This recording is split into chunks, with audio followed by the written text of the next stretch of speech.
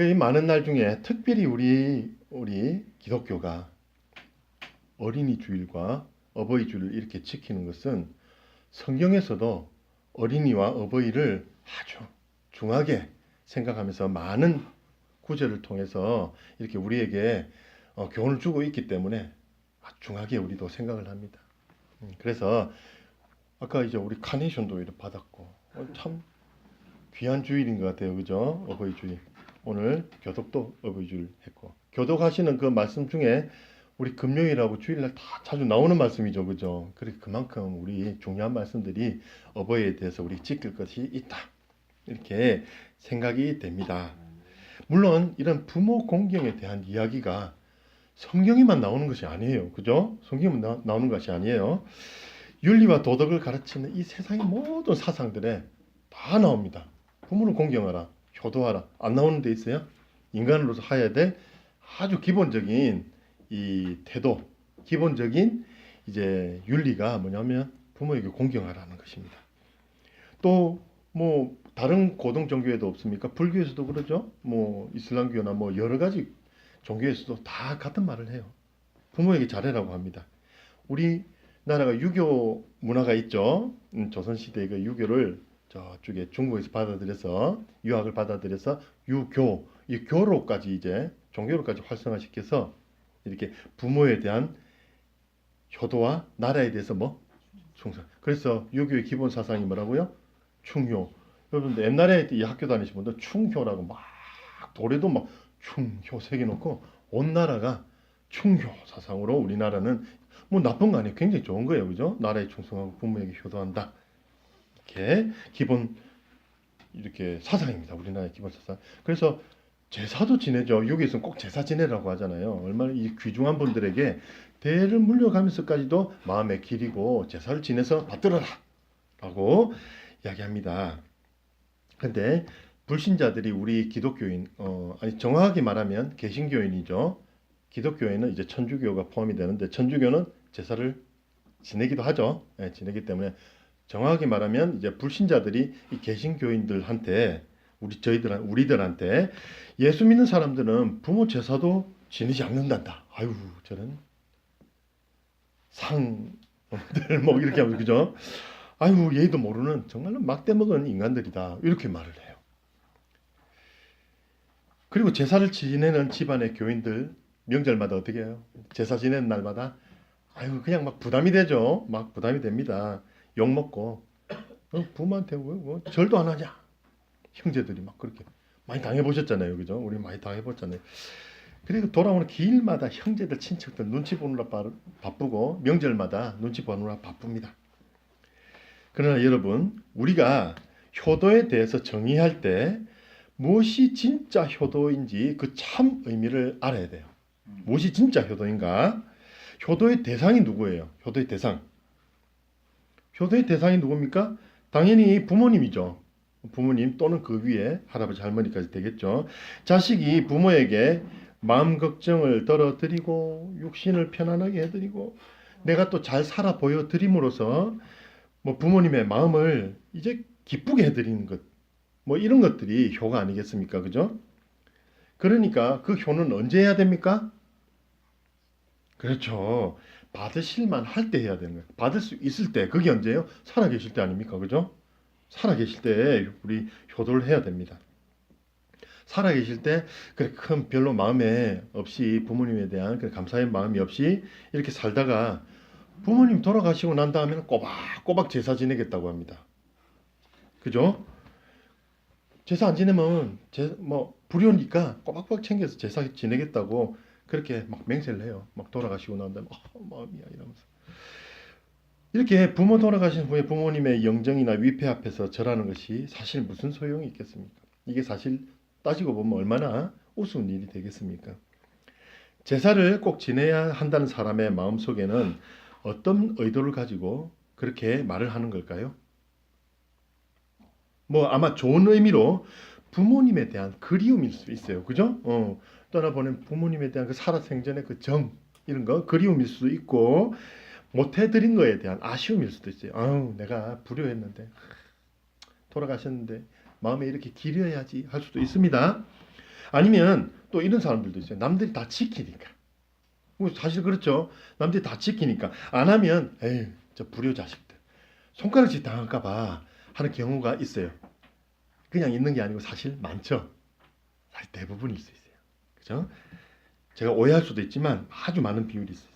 그러면 또 아니면 또 영적인 세계를 믿는 그런 이제 사람들이 있을 수 있어요. 영적인 세계를 믿는 사람이 또 부모 제사 잘 모시면 어떻게 된다? 조상신이 도와준다. 그렇게 생각하는 사람 있어요, 없어요? 그죠? 그런 분이 있죠, 그죠? 아이고 조상신 도와주니까 부모 제사 잘 모셔야 돼. 어? 일이 좀 잘 풀리면 아이고 조상신이 도왔네.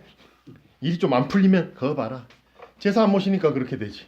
그렇게 하잖아요. 그런 말 많이 듣습니다. 실제로 많이 들어요. 아니 부모님은 그러면 도대체 그 사람들은 부모님을 어떻게 보길래 부모가 돌아가시가 그 귀신이 되었어도 자기들을 괴롭힌다고 그렇게 생각하는 겁니까? 그럼 말도 안 되는 거잖아요. 부모가 그런 분들입니까? 살아있을 때 그 헌신하면서 몸을 다 바쳐서 그 자식들을 사랑해주고 갈아입히고 진자리 마른 자리 다 갈아입힌다 하잖아요. 오줌 싸면 뭐 기저귀 막 아이고 짐 물을까봐 막 내 말려주고 그게 부모 아닙니까? 그런데 그 부모가 죽어서 자기를 괴롭힌다고 생각하는 거예요. 제대로 제사 안 모시면 그 말도 안 되는 거예요. 그런 생각을 어떻게 가질 수 있는지 참 기가 막힙니다. 자, 그럼 솔직하게 말해봅시다. 솔직하게 그런 의도로 드리는 그런 제사 그건 누구를 위한 겁니까? 그러면 받지도 못하는 돌아가신 부모님을 위한 것은 아닌 것 같죠? 그럼 자기 자신을 위한 거예요.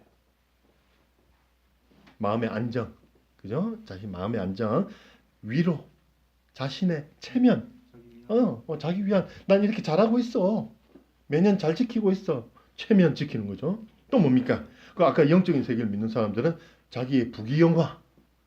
왜냐하면 자기가 그걸 믿기 때문에 우리로 봐서는 허황되지만 자기가 그걸 믿고 있기 때문에 그거를 하면 부자가 된다고 생각하는 거예요. 병이 없다고 생각하는 거예요. 부귀영화를 누리는 거예요.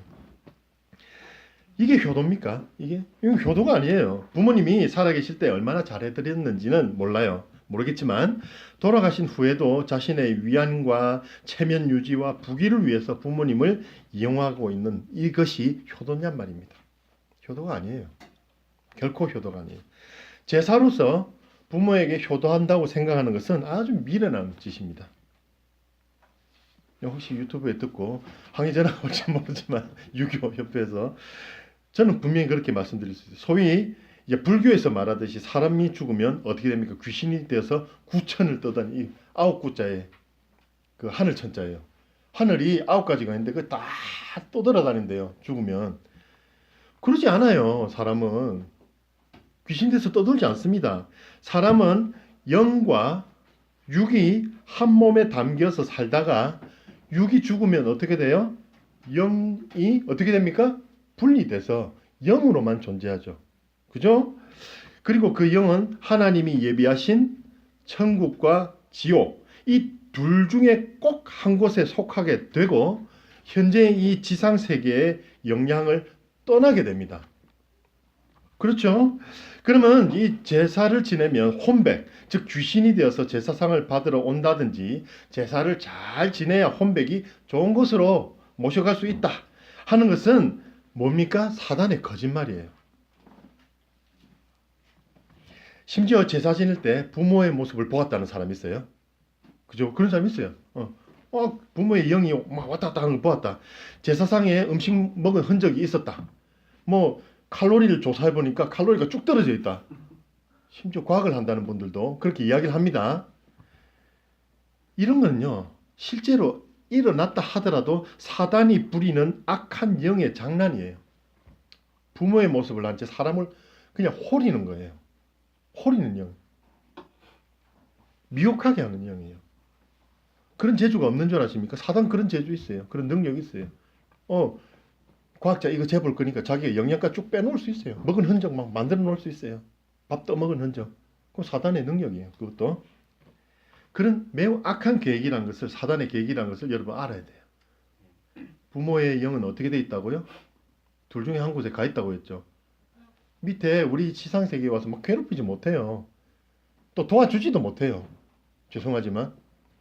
그 나사로와 부자의 이야기도 있지 않습니까? 아무리 가려고 일러주려고 해도 말해주려고 해도 갈 수가 없는 것이 이 지상 세계와 영의 세계, 죽고 나서의 분리된 영의 세계예요.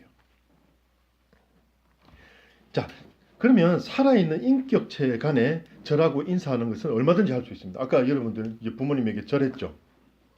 절해야죠, 그죠? 근데 제사할 때 절하면 됩니까, 안 됩니까? 인격체가 아니기 때문에.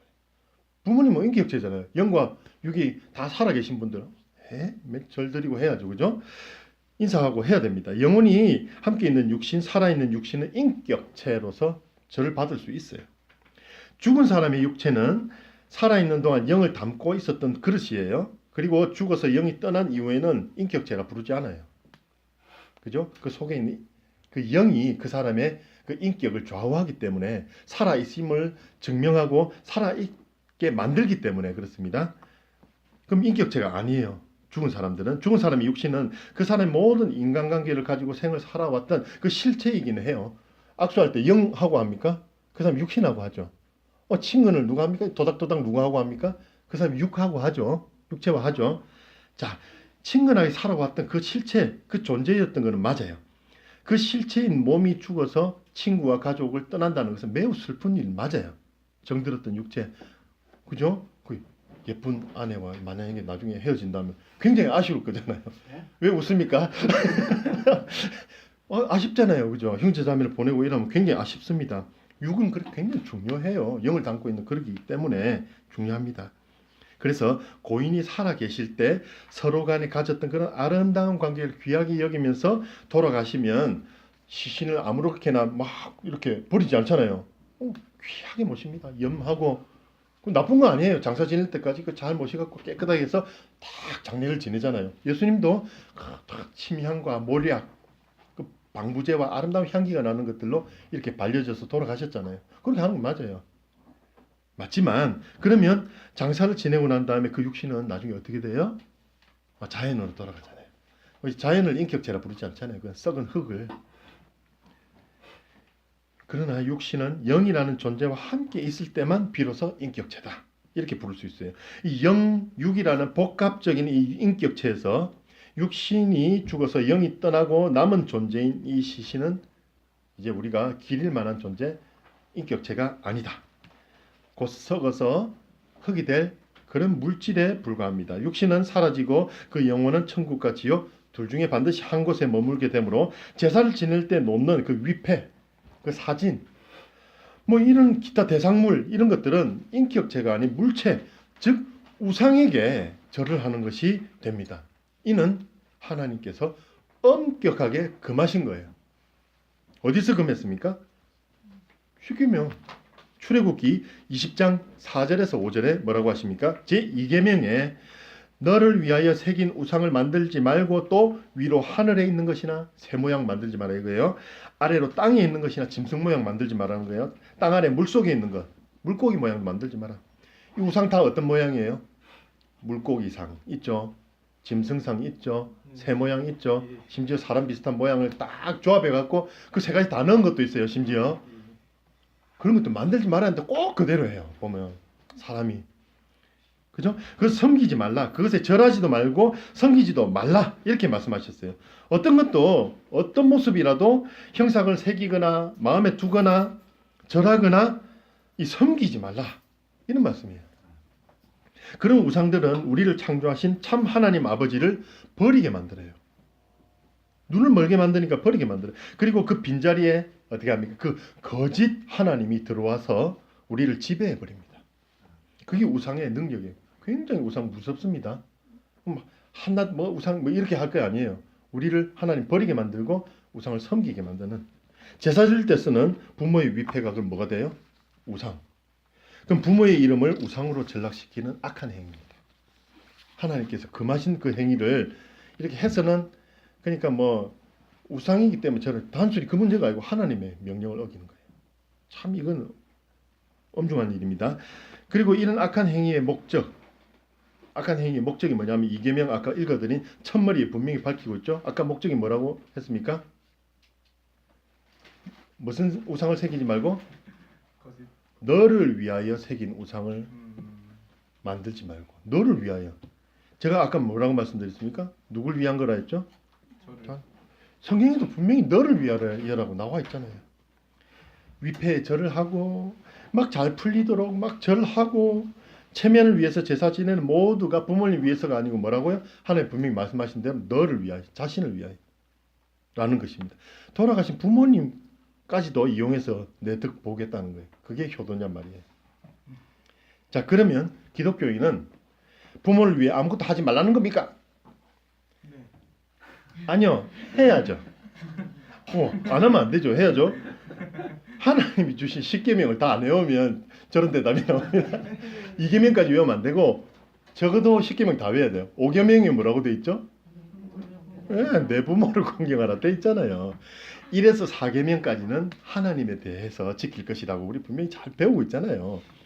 사람에 대해서 지킬 것 중에 제일 첫 번째가 으뜸이 5계명으로 나온 뭐라고요? 내 부모를 공경하라 라고 탁 써놓으셨잖아요. 그 돌판 중에 하나요.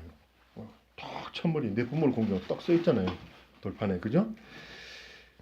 이렇듯 우리 신앙인이 갖는 부모 공경의 마음은 뭐에서 나왔다? 하나님의 명령에서 출발한 거예요. 아까 제사 지내지 말라는 것도 뭐다? 하나님의 말씀에 근거한 거고 부모를 공경하라는 것도 하나님의 말씀에 근거해요. 도덕적인 규범 맞을 수도 있지만 도덕적인 규범이라기보다는 내 체면이나 나의 유익이 아닌 하나님의 명령으로서 더욱 엄하게 지켜야 되는 게 바로 효입니다. 효. 우리 성도가 부모 공경을 못하면 도덕적인 불효로 손가락질 당하는 게 아니고 하나님 명령을 어기어 버리는 겁니다. 굉장히 무서운 거예요. 사실은. 그죠? 자, 그럼 효와 하나님에 대한 순종이 애초부터 하나였던 분이 있어요. 우리 약간 지금 뭐 부모에게 효도하고 하나님께 순종하고 이거 바쁘네 이래 생각은 하는데 이게 애초부터 하나였던 분이 있어요. 누구십니까? 예, 육신의 아버지와 영혼의 아버지가 모두 계셨던 분이에요. 애초부터 육신을 가지셨던 그 예수님이에요. 예수님은 육신의 부모 누굽니까? 요셉과 마리아 열심히 잘 공경했죠. 또 누굽니까? 하나님 아버지의 독생자 아들이에요. 외아들. 하나님 아버지 외아들. 자, 그러나 이제는 예수님뿐만 아니라 또 누구도 예수 그리스도의 십자가 사역으로 말미암아 예수님의 이름을 믿는 모든 하나님의 자녀가 하나님 아버지를 뭐라고 부릅니까? 아버지. 예수님을 믿으면 어떻게 된다고요? 하나님의 자녀로 입양이 됩니다. 입양. 하나님 배로 낳지는 않았지만 입양이 됩니다. 내 아들들, 내 딸들. 그러면 우리는 하나님을 뭐라고 부를 수 있다고요? 아버지. 성부. 하나님 아버지. 요즘은 어머니라 불러야 된다는 이단들이 있어요. 그래서 하나님 어머니 있잖아요. 있어요. 이게 자꾸 올라간다니까 올까봐 그런 분들이 있어요. 하나님의 교회 이런 분들은 하나님 어머니하고 그래요. 자, 이렇게 하나님 자녀가 되는 이런 권세를 우리가 받았는데 우리 성도들도 육신의 부모님으로부터 우리 몸을 받았죠. 그러고 나서 하나님을 믿게 된 예수 그리스도로 말미암아 하나님을 믿게 돼서 또 누구의 자녀도 되었죠? 하나님 아버지, 하나님의 자녀도 된 거예요. 이렇게 하나님께 입양된 하나님의 자녀들이니까 우리를 창조하시고 또 영으로 생기를 불어넣어 주신 하나님께 효도도 하고 순종도 한다는 게 이제 하나가 된 거예요. 그죠? 하나가 된 거예요. 그리고 그 명령을 따라서 우리 살아있는 육신의 부모님에게도 효도해라 하는 말씀도 따를 수 있게 된 거예요. 그 예수님의 사역이에요. 그 전부 예수님 십자가에서 달리심으로 다 이루어내신 거란 말입니다. 예수님께서는 하나님이 너희 아버지시니 하나님 아버지께 이렇게 기도하라고 가르쳐 주신 기도가 있어요. 자, 내 아버지만이 아니고 이제부터 너희 아버지니까 너희들은 아버지께 이렇게 기도해 라고 가르쳐 주신 기도가 있단 말입니다. 이미 우리는 그것에 따라서 예배나 모임을 드리고 기도를 하고 있어요. 그것이 뭡니까? 네, 주기도문. 오늘 본문이 된 바로 그 주기도문이에요. 오늘 어버이 주일을 맞아 우리 모든 믿는 자들의 맏형님 되시는 예수님께서 하나님 아버지께 이렇게 기도하라고 가르쳐 주신 말씀, 이 주 기도문을 중심으로 예수님의 효심을 함께 한 3가지 정도 나누어 보도록 하겠습니다. 첫 번째로 예수님은 하나님을 우리 아버지라고 부르십니다. 동일하게 우리라고 쓴 이유는 뭡니까? 너희들도 된다는 말이에요. 그죠? 너희들도 된다. 너희들도 아버지라 불러라 이 뜻이죠.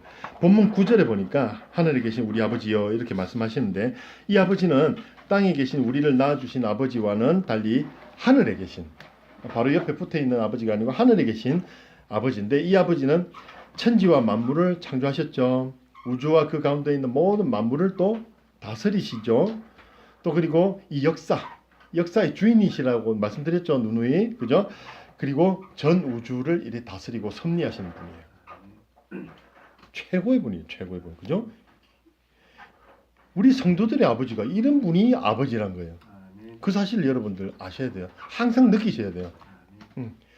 내 육신의 아버지는 좀 힘도 없으시고 별로 돈도 없으시고 맨날 뭐라 하고 그렇지만 하나님 아버지, 하나님 아버지도 안 뭐라는 거 아닙니다. 뭐라 하세요?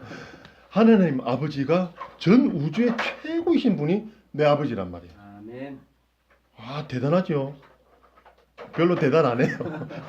대단 안 한다고 느끼는 게 대단해요. 지금 여러분들 엄청 대단한 일입니다. 그런데 이분이 애초부터 우리 아버지가 된 게 아니고 어떻게 아버지가 됐습니까? 한 배에서 나온 형제도 아닌데 우리가 어떻게 다 형제가 되고 자매가 되어버렸어요. 하늘에 계신 아버지는 우리 육신의 아버지가 아니고 영의 아버지입니다. 그죠? 예수님 공생의 시절에 바리새인들도 이 사실은 알고 있었어요. 알고 있었는데 말뿐인 지식이었어요. 그 사람들 말뿐인 지식. 하나님을 아버지라고 하지. 근데 진짜 아버지 맞아. 아버지라 부르면 어떻게 해요? 아버지라 부른 예수님은 어떻게 하려 했어요? 신성모독으로 죽이려고 그랬잖아요.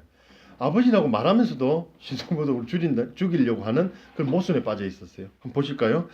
보면 요한복음 8장에 제가 읽어드릴게요.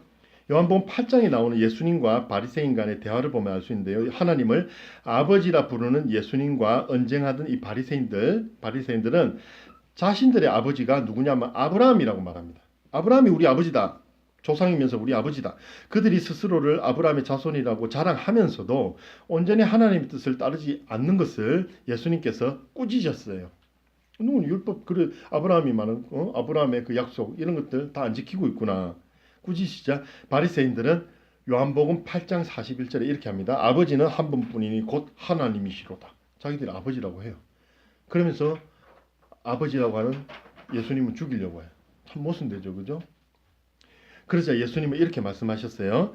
42, 44절에 요한복음 8장 42, 44절에 예수께서 이르시되 하나님이 너희 아버지였으면 너희가 나를 사랑하였으리니. 그죠? 하나님이 아버지라고? 그러면 하나님이자 하나님의 아들인 나도 사랑하겠네? 사랑해야 되는 거 아니니? 이는 내가 하나님께로부터 나와서 왔습니다. 나는 스스로 온 것이 아니요 아버지께서 나를 보내신 것입니다. 그럼 예수님을 사랑해야 되는 거 맞잖아요. 메시아가 오신다고 그들은 그렇게 기다리고 있었잖아요. 그죠? 어찌하여 내 말을 깨닫지 못하느냐? 이는 내 말을 들을 줄 알지 못함이로다.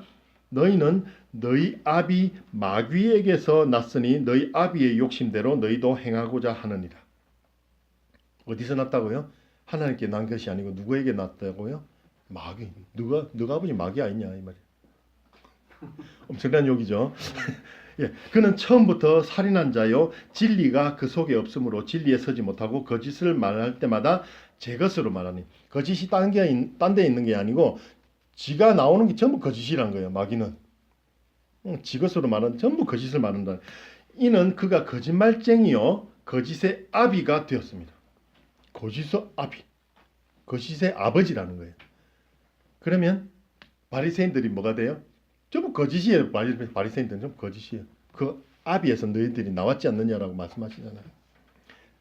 그러니까 그 바리새인들과 여러분들 차이가 뭐예요? 단 하나밖에 없어요. 예수님밖에 없어요. 참 진리 예수님밖에 없어요. 안 그러면 우리도 누구의 아들? 사단의 아들. 거짓이 우리 애비가 되는 거예요. 굉장히 이거는 심각한 이야기입니다. 지금 굉장히 심각한 이야기. 예수님 때문에 우리가 그렇게 된 거예요. 하늘에 계신 아버지가 참되시잖아요. 그럼 그 아들 예수도 역시 진리라고 우리가 전에 우리 말씀을 나눴죠. 예수는 진리라고.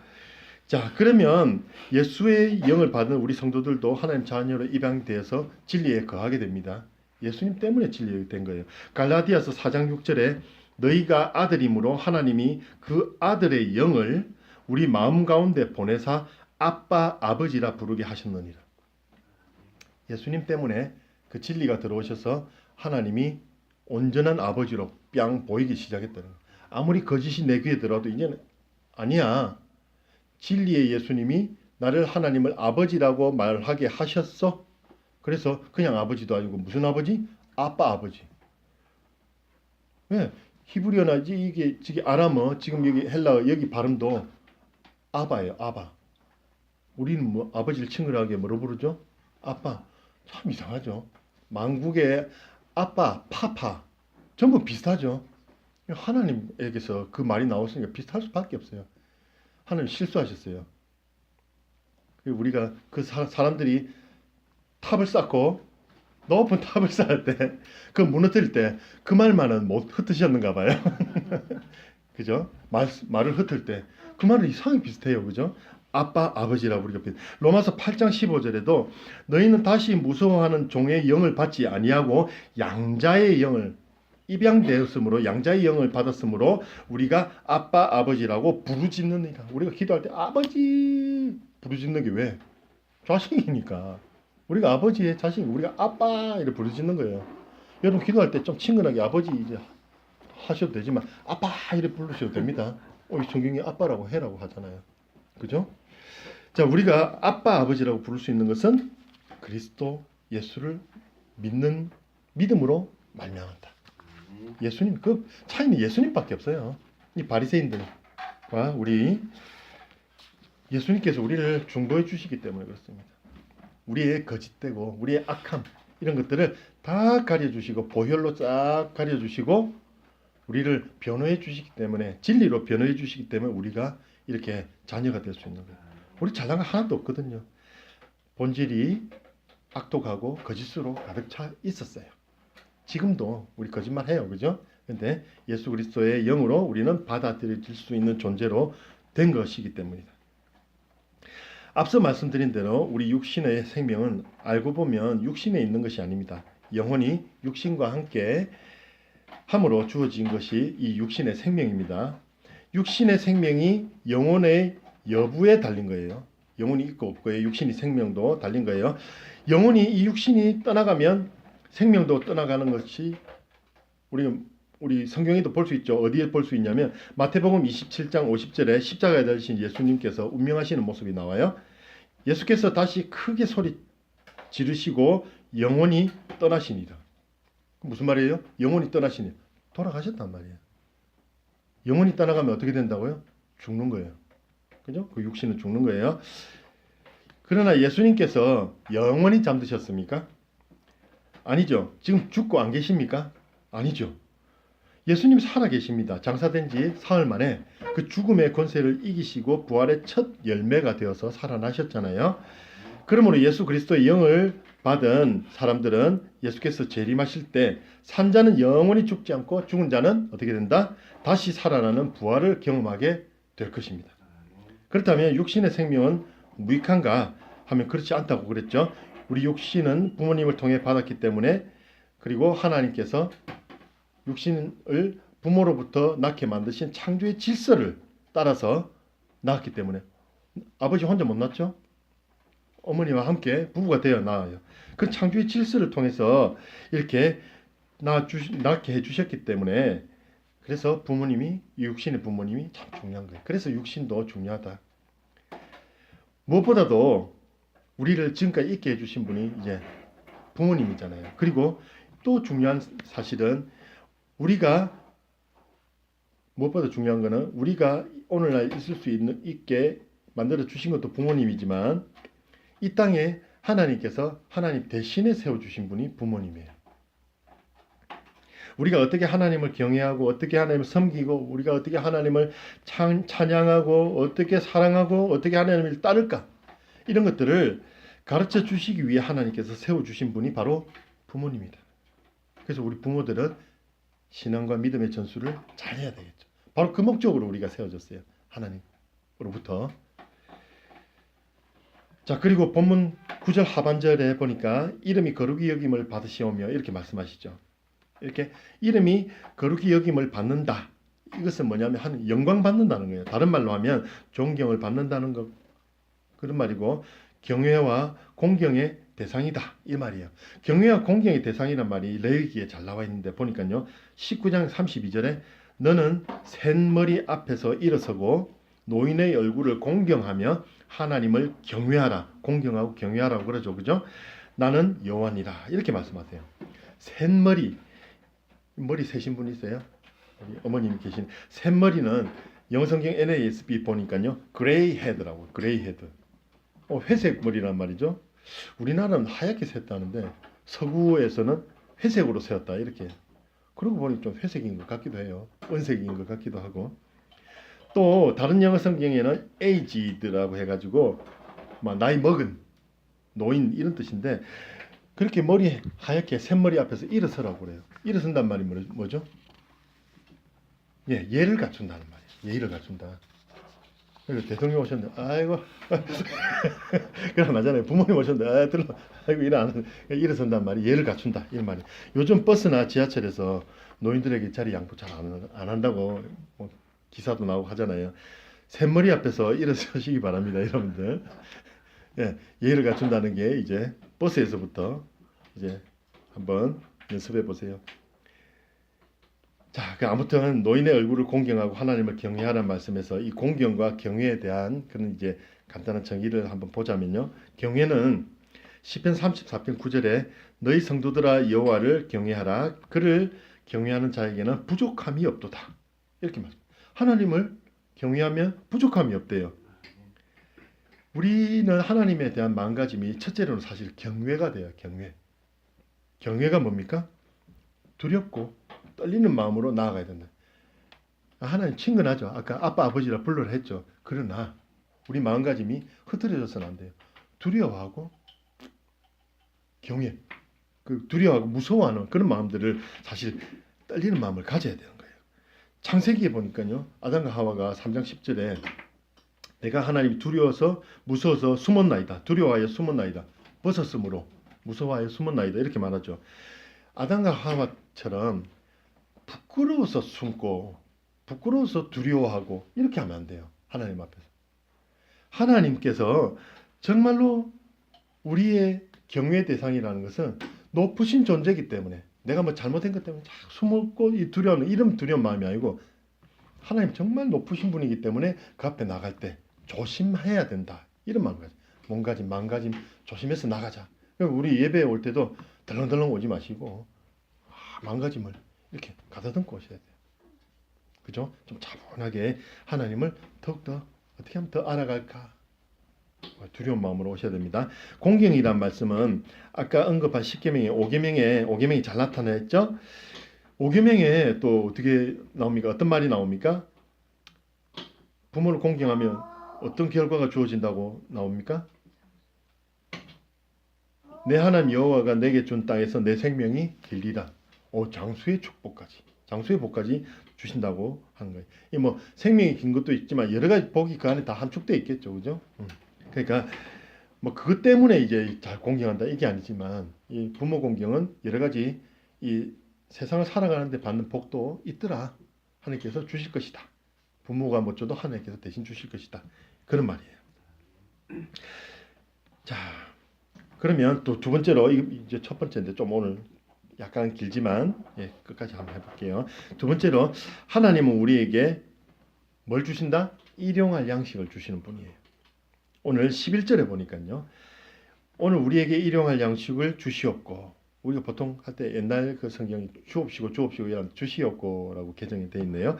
좋으신 우리 아버지는 모든 필요를 아십니다. 내 필요를 내보다 더 알아요. 왜? 미래를 아시니까. 다 채워주십니다. 우리에게는 두 가지 필요가 있는데요. 어떤 필요가 있을까요?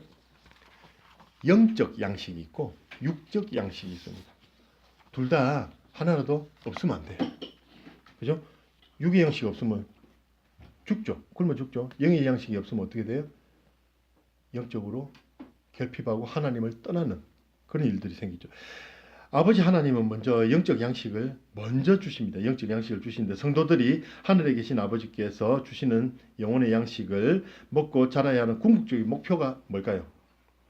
에베소서 4장 13절에 그리스도의 장성한 분량이 충만한 데까지 이르기 위해서입니다. 이 영적 양식을 먹어야지 그리스도의 장성한 분량, 그리스도께서 막 키가 커서 그만큼 키 크라 이 말이 아니고 체격이 좋아서 그 말이 아니고 그리스도의 영적인 장성한 분량이 있어요. 그까지 우리가 자라나야 된다. 주님을 닮아 거룩하게 되어가야 된다 이 말입니다. 어떻게 하면 거룩하게 되어갈 수 있을까요? 요한복음 17장 17절에 그들을 진리로 거룩하게 하옵소서. 아버지의 말씀은 진리입니다. 그러면 어떻게 거룩하게 된다고요? 진리, 말씀으로 거룩하게 되는 거예요. 우리가 말씀, 내 영혼 곧 속사람의 거룩함은 하나님의 말씀, 진리의 말씀으로 이루어집니다. 거룩함이라는 것은 우리 심령에 속된 것이 씻겨 나가는 거죠. 씻겨 나가는 것은 말씀으로만 가능하다. 말씀, 하나님 말씀, 이거 말씀. 그럼 어떻게 해야 돼요? 띄엄띄엄 읽어도 되겠죠? 아니죠. 매일매일 읽어야죠. 우리를 매일매일 그 샤워는 열심히 하면서 왜 이건 안 읽어요? 거룩하게 되려면 씻겨 나가려면 읽어야 되잖아요. 배고프면 밥 찾죠. 그런 것처럼 내 영혼이 먹고 살기 위해서는 영의 양식을 날마다 섭취해 줘야 됩니다. 매일 드세요. 영의 양식.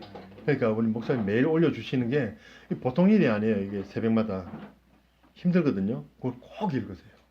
꼭 이렇게 계속 읽어나가면 관통이 돼요. 성경이 쭉 관통이 된다니까요. 하루 한 장 어렵지 않잖아요. 꼭 읽으세요, 여러분. 아멘. 읽으세요. 좋습니다. 자, 그 축복을 우리가 영의 양식과 함께 축복을 받으시는 여러분 되시기 바랍니다. 육의 양식이라는 면을 볼 때 일용할 양식이라 하잖아요. 일용할 양식이 뭡니까? 말 그대로 일용할 양식. 하루 먹는 거라는 말이에요. 하루 먹는 거. 일주일 뒤에 먹을 거. 3년 뒤엔 내가 뭐 먹고 살까? 그렇게 하지 말고 하루 양식을 딱 걱정하세요. 오늘 먹을 거만. 오늘 먹을 거만. 욕심 부릴 이유가 없습니다. 아버지께서 내일 양식은 언제 주신다고요? 내일 주세요. 내일. 언제 증명이 됐죠? 광야에서 증명됐잖아요. 만나가 내일 끝까지 딱 만나를 먹고 갔잖아요. 뭐 경작할 수도 없고 매일 다 잡아 먹을 수 없잖아요. 그죠? 소하고 양을. 그러니까 만나를 주셨잖아요. 걷어서 먹었어요. 그래서 그 중에 몇 명은 내일 끝까지 걷어야지. 혹시 내일 안 주시면 어쩌노? 이러고 어떻게 됐어요? 구데기 생기면 막 바로 썩었어요. 그죠? 아무리 그죠 무방부제라 하더라도 하루 만에 그 바로 썩나 안 썩거든요. 근데 탁 썩어버려요. 그리고 안식일 전날에는 어떻게 돼요? 썩던 것이 안식일 전날 이틀분 딱 걷었더니 안 썩어요. 무슨 뜻이다? 그날은 안식하는 날이. 그날만 분명히 책임져 주신다는 거예요. 보여주셨잖아요. 지금 뭐 다릅니까? 우리는 화성에 사는 게 아니잖아요. 하나님 자녀, 똑같은 하나님 자녀. 그러면 우리 뭐 아무것도 안 하고 그냥 가만히 있으면 되겠네. 이렇게 생각하시는 분은 하나님 앞에서 말씀드린 것처럼 하나님이 경외의 대상이라는 것을 잘 모르는 분이에요. 하나님께 조심하고 겸비한다면 이런 생각은 안 할 거예요. 그죠? 일용할 양식은 우리가 날마다 일한 대가로 받는 거예요.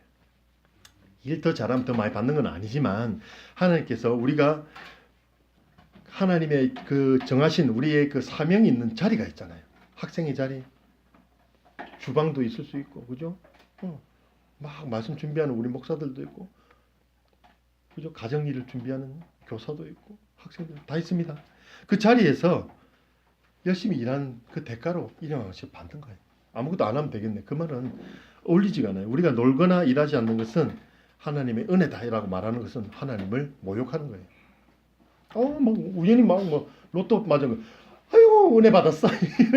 그래 하지 마세요. 그 하나님 모욕하는 거예요. 그죠? 자, 세 번째로 하나님은 우리를 악에서 지켜주시는 아버지십니다. 13절 중반에 다만 악에서 구하시옵소서 이렇게 말씀하시잖아요. 이 세상은 하나님을 배척합니다. 그렇죠. 죄악이 관영하는 그런 시대예요. 이런 세상에서 성도가 바르게 살기라는 것은 여간 힘든 것이 아니에요. 힘들죠, 그죠? 이 불신의 세상에서 사는 게 힘듭니다. 편하시면 이상한 겁니다. 편하시면 각성하셔야 되는 겁니다, 오히려. 자, 이렇게 세상과 관여하기 싫다. 그러면 산속에 가서 살면 되지. 되느냐? 안 되잖아요. 우리는 사명이 있잖아요. 이 세상에 예수 그리스도의 복음을 전할 사명이 있잖아요. 수도승처럼 산속에만 살 수는 없어요. 그래서 주님은 하나님 아버지께서 악에서 구해 달라고 기도하라. 이렇게 가르쳐 주신 거예요. 베드로전서 5장 8절에 근신하라 깨어라 너희 대적 마귀가 우는 사자같이 두루 다니며 삼킬 자를 찾나니 이렇게 말씀하세요. 마귀가 어떻게 찾는다고요? 막 사자처럼 두루두루두루 다니면서 보는 거예요. 꼴딱 삼킬 자를 찾으러 다니는 거예요. 사자가 그렇잖아요. 사냥할 때 마귀가 그렇다는 거예요. 마귀 그냥 가만 앉아 있지 않습니다. 자기가 때가 얼마 남지 않았다는 것을 마귀도 알아요. 계속 삼켜서 어디로 데려간다? 지옥동무 하려고. 계속 찾고 있는 거예요. 심지어 당대 의인이라고 하나님께 불렸던 욥까지 삼키려 했죠. 하지만 결코 생명을 해치지 못하게 하시는 이 하나님의 명령 그리고 보호하심에 따라서 사단이 아무리 욥을 괴롭히고 해도 죽이려고 해도 회복시키는 하나님의 주권 앞에 사단은 힘없이 물러날 수밖에 없었죠. 그래서 고린도전서 10장 13절은 이렇게 말씀하시는 겁니다. 사람이 감당할 시험 밖에는 너희가 당한 것이 없나니 오직 하나님은 미쁘사 너희가 감당하지 못할 시험 당함을 허락하지 아니하시고 시험 당할 즈음에 또한 피할 길을 내사 너희로 능히 감당하게 하시느니라. 시험을 어떻게 한다고요? 감당하게 만들어 주신다고요. 하나님께서. 정말로 자빠질 것 같으면 그걸 싹 피하게도 만들어 주신다는 거예요. 결국 하나님 아버지께서 승리하실 것이라는 욥의 인내, 욥의 이 확신을 우리도 배워야 돼요. 욥이 어디까지 내려갔습니까? 정말 처참한 지경까지 갔잖아요. 그래도 그 마음에는 절대 흔들리지 않는 믿음이 있었어요. 그래서 당대 의인이라고 불렸을지도 모릅니다. 이렇게 인생은 인내의 연속이에요. 사실 참아야 돼요. 시험의 연속이기도 하고 인내의 연속이기도 합니다. 참고 기다릴 줄도 알아야 돼요. 견딜 줄도 알아야 됩니다. 많은 시련이 있고 도전 그때그때마다 우리가 다 넘어지면 정말 신앙생활이 어떻게 되겠습니까? 성경 말씀을 읽기 힘들어도 우리가 참고 읽다 보면 그 속에서 피할 길을 주시는 하나님의 은혜를 발견하게 돼요. 아무리 기도해도 들어주지 않는 것처럼 보여도 계속 기도하다 보면 때가 되면 이루어 주시는 거예요. 이 세상에 유혹도 있고 하나님의 시험도 있지만 그때마다 하늘에 계신 우리 아버지께서 다만 악에서 구하옵소서 라고 기도하세요. 아무리 악한 환경에 첩첩이 우겨 싸움을 당한 것 같아도 기도하세요. 다만 악에서 구하옵소서. 그러면 우리를 구하실 것입니다. 우리가 감당치 못할 시험은 없어요. 포기하지 말고 기도하세요. 여러분, 만유의 주인 대신 하나님이 우리 아버지예요. 얼마나 든든합니까? 그분께 우리는 기도할 수 있는 귀한 특권을 받았어요. 들어주신다는 말이에요. 그 능력 있는 분이 그것을 우리 맏형님이신 주 예수 그리스도께서 기도하라 가르쳐 주신 대로 오늘 함께 기도 드리면서 오늘 말씀을 맺기로 하겠습니다. 함께 기도 드리시겠습니다.